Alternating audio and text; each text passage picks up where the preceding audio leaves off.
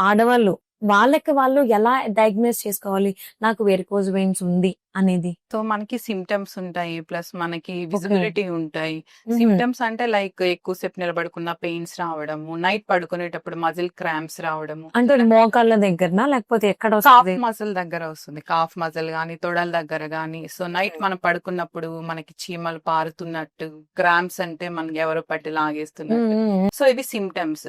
ఇంకా మనకి విజిబిలిటీ ప్రకారం చూసుకుంటే మనకి కాళ్ళల్లో కానీ, లేకుంటే వెనకాల తొడ వైపున కానీ, మోకాల వెనకాల కానీ మనకి స్పైడర్ వెయిన్స్ ఉంటాయన్నమాట. అన్ని వెయిన్స్ కలిపి ఒకసారిగా మన సాలిపురుగు గూడులాగా అలా ఉంటుందన్నమాట. ఓకే. ఓకే. సో అది మనకి స్టేజ్ 1 లో ఉంటుంది. జనరల్లీ ఆడవాళ్ళు షార్ట్స్ ఏసుకున్నప్పుడు గానీ, మోడర్న్ డ్రెసెస్ వేసుకున్నప్పుడు గానీ, సో ఆ నీస్ దగ్గర కరెక్ట్‌గా బ్యాక్ సైడ్ ఆఫ్ ద నీ గ్రీనిష్ కలర్‌లో వెయిన్స్ బయటికి విజిబుల్‌గా ఉంటూ ఉంటాయి.